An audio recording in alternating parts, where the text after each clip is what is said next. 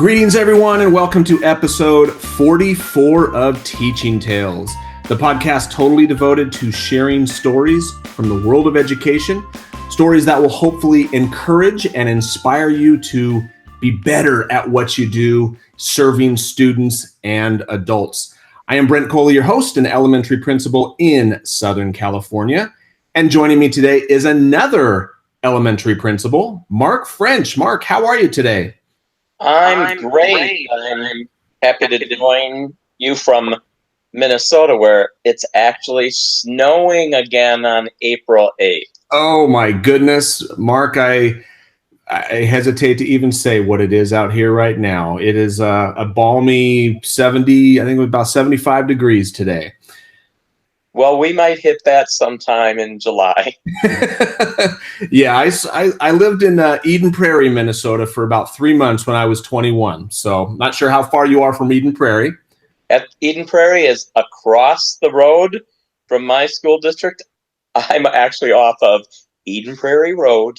Really? Yes. Very, very close to where I used to live. So yes. What a small world. Well, Mark, again, I'm excited to chat with you. I'm excited for anybody listening to hear what you're going to share today. For anyone who is not already familiar with you and your work, not following you on Twitter at Principal French, let everyone know, who is Dr. Mark French? I am a 36-year experienced educator in my 21st year as an elementary principal.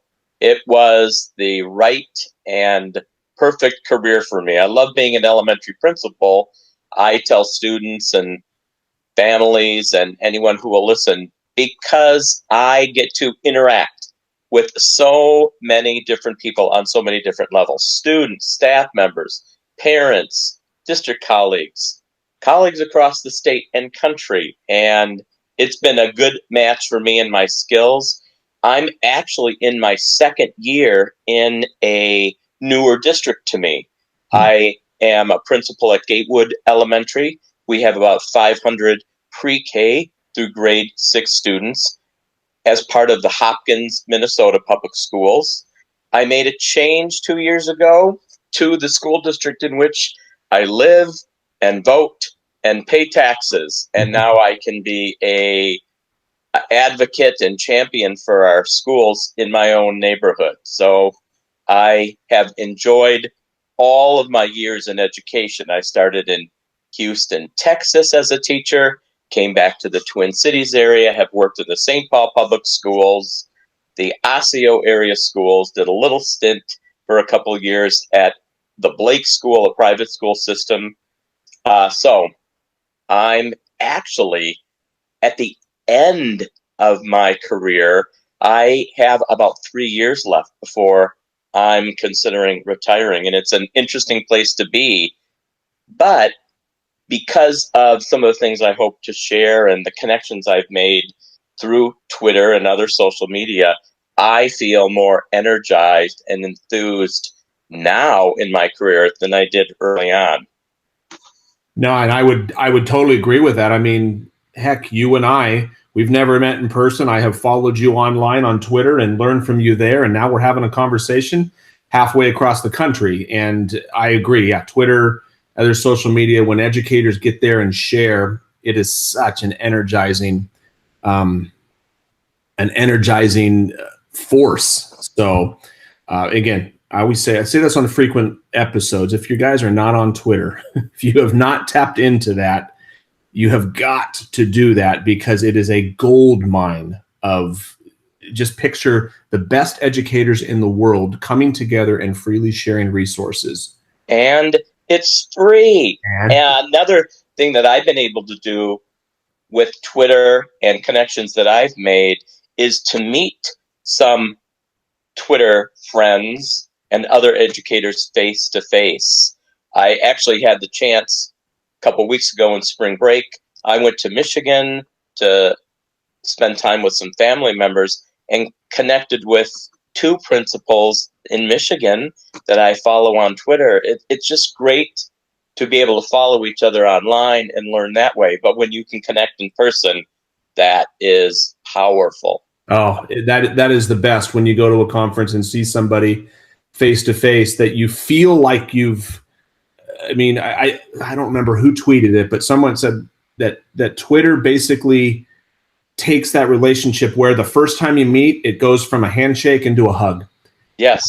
You just, it's incredible. So that's not what we're going to chat about tonight. That's a little caveat on the side, but it's definitely worth noting. But what I talked to you before we started recording and we kind of messaged back and forth is one of the things that I have really admired about your work and what you do at your school and the experience that you have with building school culture. I mean, I've not been doing it. I'm finishing up year 5 as an elementary principal, 15 years in the classroom before moving into administration. So done it long enough to know that if you don't have culture, you don't have anything. That is the bedrock upon which a school and learning happens. And if you don't have that, you're spinning your wheels on so many of the other initiatives. I mean, would you agree with that? I would.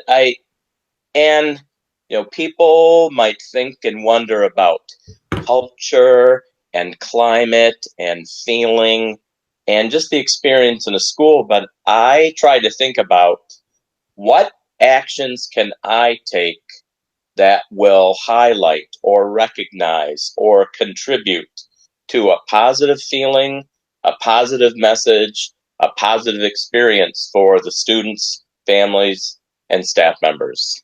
Mm-hmm. Yep, it is important, and that is a key responsibility of our role as an educator. Absolutely. And as the leader of the school, it's like we're the captain of that ship in terms of the SS positivity, so to speak. So I know some of the things that I have seen you tweet about. What are some of the things that you intentionally try to do with your students and your staff and your community? What kind of stories do you have to share in terms of like what you do there? Well, one thing that I started a few years ago, and I called it, and still do call it, the good news call of the day.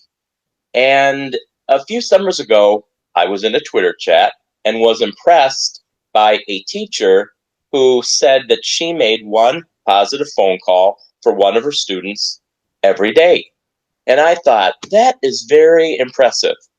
And I also thought, I've got 500 kids in my building. I can certainly find one person worthy each day of a positive phone call. So that's how it was started, by wanting to recognize the positive. Yes. Do we have challenging students in our school? Absolutely. Do we have kids that we need to continue to support and strengthen relationships and find ways to help them be better? Yes. But we also have the majority of kids in our school who are doing a great job every day. So my practice is I think about the student who I am going to make the good news call of the day. I go down to their classroom. I stop the class and explain to the teacher why I'm there and why I selected that student. I bring them down to my office, tell them why I'm calling, what our purpose is. I give them our wristband, good news call of the day, and just surprise call their family members. And people ask me, well, how do you select and how do you pick and what do you do? And in my school, most of the students are identified by me. I do sometimes have staff members who will recommend a student, but it's also powerful when I, as the principal, call a parent, as I did the other day, and say, I saw your son do this very simple, kind thing in the cafeteria, and that's why I'm calling with the good news call of the day today. Yeah. And because I have started doing that, and I want to thank you and the other school leaders who have picked up on this. And you mentioned the wristband. I talked about this in one of the previous episodes where I saw on Twitter that, and I've gotten those wristbands made too, that kids basically wear as a badge of honor. I mean, it's incredible. What I have found in doing that is, you kind of touched on, yes, we have challenges that we have to go that we have to confront, and students who sometimes we have to make those phone calls for the less than positive reason. And what I have found, one of the things that the good news call of the day that we're trying to get that is that parents are, when Mr. Coley calls, when Mr. French calls, they're not expecting, oh geez, the principal's calling. I want it to get to the point where they're, ooh, is this the good news? Am I getting the good news call of the day type thing? I mean, what has been your experience? Can you give me an example or two of a parent? Because for me, I don't know who gets more out of those types of calls: the student, the parent, or myself. I mean, I almost think it's a three-way tie. I think you're exactly right, and that's the beauty of it, and it is so simple. It's a phone call. Now, I also take a selfie with the student. I share that on social media. I watch other principals around the country use that same hashtag, good news call of the day, and they made it their own. There's a principal in Illinois who rings a gong.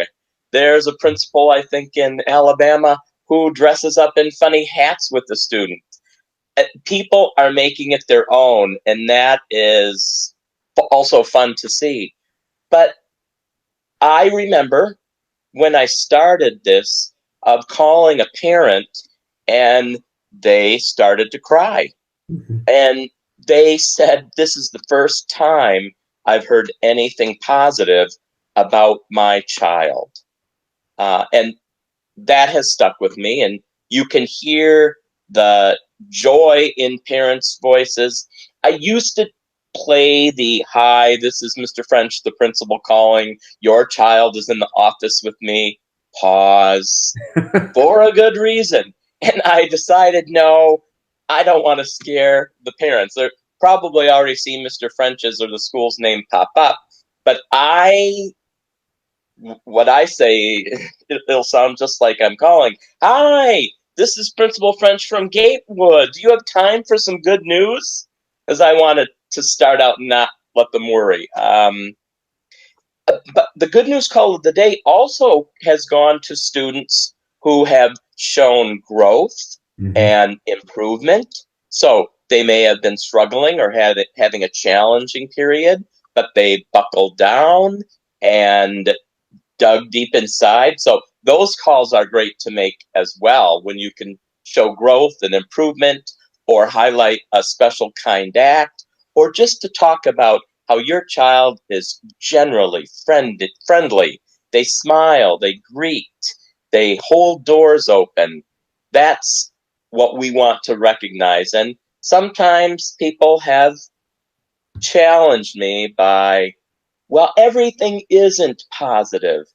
I get that. But I can do this one small thing every day to recognize that and acknowledge most of the students in our school are doing the right thing and good things every day. And shouldn't we recognize that? And I would absolutely 100% echo that. And for someone saying, well, not everything's positive. Well, of course, not everything is positive, but you can find something positive in everybody. And what I have found to be the most, I'll use the word effective, but is when I make that call for the student who I may have had to make a negative call before. And I like how I have gone to, when you said, this is what my calls sound like, I've had to do the same type of thing, because I used to call, say, hey, this is Mr. Coley from Altamira. How are you today? Pause, waiting for a response, which would usually be like, fine, until Mr. Coley from Altamira called. and I've now had to move it to, hey, this is Mr. Coley. How are you today? You're getting my good news call of the day. Like, I don't even give them a chance. I don't even take a breath, because I want their heart to start beating again. Right. Yeah, that the dramatic effect, I thought, that's going to be funny. No, I had to change that quickly, because I want it to be about the student and not a surprise factor. Yeah. Well, and I think that you mentioned the parent crying. I would say, and I have not done it. I mean, I'm newer to the game, have not been doing it nearly as long as you, but I would venture to say 40 or 50% of the time that I call, I hear either thick emotion on the other end or straight up tears. And I think it's just, I just have to think that as a parent of two myself, if I were to get that call, that would buoy me for the rest of the day, if not the rest of the week. And I'm thinking those kids who do struggle more with behavior or effort or whatever it is, if you make that call, I mean, because I've had the kids, when I gave them that wristband, I've mentioned this in a previous episode, the very first one I got, when I first got the wristbands, and this is worth mentioning again, it was a second grade student, and we called mom, and I gave him the wristband, and he put it on, and he held it up, and he looked at me, and he said, "I'm never going to take this off." Wow. And the second, I had another one who said, "Boy, if I hadn't opened that door for that staff member, I wouldn't be holding one of these." It's a little rubber wristband that costs like 50 cents. But to a second grader, and actually it was a fifth grader who said, "I wouldn't be having one of these if I didn't do that good thing." That's a 10-year-old who is still, it means that much to them. Right. I'm in my third year of making my good news call of the day. The first year I made 130 calls, and I say I made 130 calls for 130 different students. Sometimes I call two parents. And the second year I made calls for 135 different students. This year I'm on track to hit about 140. I don't repeat students in a given year because I want to spread it out. Yeah. But another thing that I have done, certainly not enough or as often, is I have made a good news call of the day for staff members who work in school. And talk about emotional. One of the last ones I made was for a third grade teacher. I could not even explain to her husband why I was calling and the reasons, because I was crying so much. And then she was crying and he was crying, but I need to step up my game to spread that part of the culture in our building, because some of these staff members who have worked for years have never had anyone call their spouse, their children, their parents. So I need to step up my game on making a good news call of the day more often for staff members. And I'm glad you said that, because I had chatted with Joe Sanfilippo, who had talked about that, and as soon as I was done with that conversation the next day, I've done that to a couple, and I'm glad that you brought that up again, because it's reminding me that I need to do more of that. But the very first one I did, her husband, my staff member's husband, is a firefighter, so he was off, and I had to leave a message, which I almost think is better, because I left a message and just said, like, I just want to tell you how fantastic Kathy is. She is just extolled her virtues. And the next morning she came into my office, tears, and basically said, "It was my daughter's birthday yesterday. We were out at dinner, and my husband hadn't told me about your call," and played the call at the table in the restaurant, put it on speaker for the whole family to hear. Wow. And she just, you could just see it on her face, what a difference it made. And going back to the beginning of our conversation, you said it's so doggone easy to do. It's a phone. It's a phone call. I know. It is an easy thing. Another easy thing that I have incorporated into my school for the last couple of years, and I started it at a previous school, and many people do that. We just call ours the Citizen of the Month. Again, it's this idea that we have so many kids out there doing so many good things. So our practice is I create a Google Doc. I ask teachers, identify the name of a student from your class to be this month's Citizen of the Month, and give me a couple sentence description of why. Then I gather all of those citizens. I take their photos. I create a wall display that has the student's photo and the reason why. And for a month, then we honor that month's Citizens of the Month, all the way from our pre-K classrooms through our sixth grade classrooms. And then on a given Friday during the month, we invite family members in to have a celebration of these amazing students. And when I first did it and invited family members, I didn't know how many family members would come in. But I fill our cafeteria. We have about 24 students. In fact, I know there's 24 students because I just put their pictures up on the wall today for this month's Citizens. And we will fill the cafeteria because not only mom and dad will come, they bring siblings and grandparents and other relatives. It's a simple yet powerful way, again, to recognize the accomplishments and the good works of our students. And we're trying this year, our school-wide theme is kind. Keep it nice daily.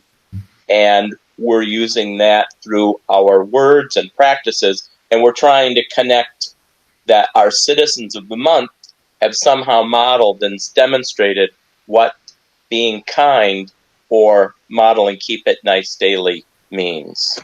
That's awesome. No, I love that idea of inviting inviting family to honor and recognize. We do monthly awards, same type of thing. It's not as we have varying different awards that each teacher can nominate students for, and we invite parents to that, and it's awesome.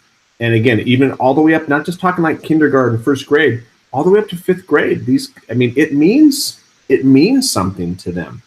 It means a whole lot. And in fact, each time we do it, each monthly celebration, not all of our family members or parents can make it in. Mm-hmm. And there are one or two students whose parents aren't able to come or make it. I try to find staff members who can come in and be the guest for that student. I try to make it special by taking a selfie with that student and sending it to their family to show them. But yeah, it's so powerful that I've watched children see all the other families there, and if their family couldn't be there, they're feeling a little bit let down. So I have to continue to think about how to respond to that. Yeah, no, that's just the fact that you're thinking about something like that and wanting to make sure that nobody feels left out is fantastic. I was thinking as you were talking about your staff and how you're getting your staff involved, our theme, and I love your kind, keep it nice daily. I love that acronym. Our theme is our motto is pursuing excellence. So I started a Pursuer of Excellence Award, and every month at our monthly staff meeting, we have three staff members. We have 3 awards, and the staff members give it to another staff member, which I think is a nice way of, so if one of our teachers has it, the next month they nominate another teacher, and they get an opportunity to kind of stand up and basically recognize one of their colleagues who is pursuing excellence, who is taking risks, who is stepping outside of their comfort zone to do what's best for students. Because I think what you said earlier is so true, that so many of our teachers or classified staff, because we include them as well, they don't hear it enough.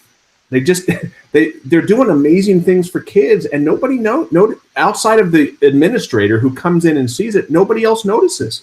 You are so spot on with that. I have a lot of conversations with people that I evaluate and supervise, because that's part of our role. we supervise and the probationary teachers, we supervise a portion of our licensed staff members, our tenured folks, and I recognize that a lot. I tell staff members when I'm talking about the great things that they're doing, the special things that they do. And here's something that comes out of my mouth a lot. It's like, I know you're looking at me and thinking, why is he telling me that? That just seems so basic. Doesn't everybody do that? And I have to say, no, they don't. They don't. You don't know that because you don't get to go around and see everyone like I do. Yeah. You and I, we have this perspective where we get to see the greatness in our building. And there are some things people do that are so special, sometimes so simple, but they don't realize that it is special and unique. And you are right. We've got to find ways to bring that out. I started this year my Grateful Gator Award. We're the Gatewood Gators. Mm-hmm. So I found an art piece of a metallic gator, and my goal is every couple weeks I take the Grateful Gator and go present it to a different staff member, just thanking them. I noticed this about you. You're present, you're visible, you're helpful, you do this. So I've been handing out the Grateful Gator Award this year, but my goal next year, like you mentioned, is to start it off with one person and then have that person pass it on to the next and then the next, so that they're hearing things from their colleagues. I know they expect, and they definitely want to hear from we leaders. Mm-hmm. They want praise. Though an interesting thing about culture is I found that people want private praise. I don't know if you have discovered that as well. The public display sometimes makes some people uncomfortable, but those individual email messages, visits, note cards, that means a whole lot to folks. Yeah. Yeah. One of the things like those little postcards and Post-its is, I mean, I call it the blinking red light of death on my work phone. Because when you come into your office this morning and the light's blinking, you're thinking, oh boy, like I've got a complaint waiting for me or something like that. And I thought the other day, how could that? So what I did is I called a couple teachers, and this was not an original idea. Somebody had given me this idea, so don't want to take credit for this, but I called a couple teachers. I was there late, so I knew that they were gone, and I left a message saying, "You're awesome," so that when they came in the morning and they saw their light blinking, and they're thinking, "Oh, geez, parents got to complain or something like that," it's going to flip the script on them, and they're going to have a nice word of encouragement to start their day. Again, totally easy, but the teachers have been like, "Thank you, Brent. That started my day on such a positive note." So for anybody listening, that is such an easy thing to do. And you don't have to be a principal. You can be a teacher. I think I like that idea of starting the day, and I've seen other people, this is not part of my practice yet, but I've heard of other leaders who try to send out 2 positive email messages every day. And you could certainly make it an email message or a voicemail message, but what a nice way to start things out. You're describing it so well. I think the same thing. Okay, I've got a message. What is somebody unhappy about? What am I going to have to help with? But wouldn't it be great if it's the first email message you read is this positive, encouraging note, or the first thing you hear is how great you're doing? Yeah. And that was the goal. It's because, gosh, teachers have such a hard job, especially now. We're getting ready to end of the year. State testing is coming, and we just need to do more of that to help them along the way. So, well, Mark, this was great. I am encouraged talking to you, and you have encouraged me to be more on top of my good news calls of the day. because I have started that, but I'll be honest, when things get busy, I have let that lapse a little bit. So I need to get back into that. And I thank you for that, because it's so important. I've seen the benefits. It's too important to let lapse. So you're right. It's an odd feeling. I have talked to people about it. I've even written about it. When I am so busy and multiple things are happening and I don't get to make my good news call of the day, I leave school with this blah feeling. Like I missed something. I didn't get to do something. And having that positive call and connection with the student and family, I miss when I don't get to do that.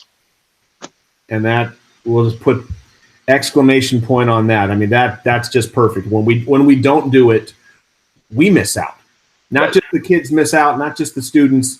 We as teachers, we as administrators, me as school leaders, we miss out. So we just got to do it. So, well, Mark, thank you again. And for anybody who is not already following you, how can somebody connect with you online? I love being connected on Twitter, and we can connect that way. I'm at Principal French on Twitter, and we'll learn from each other there.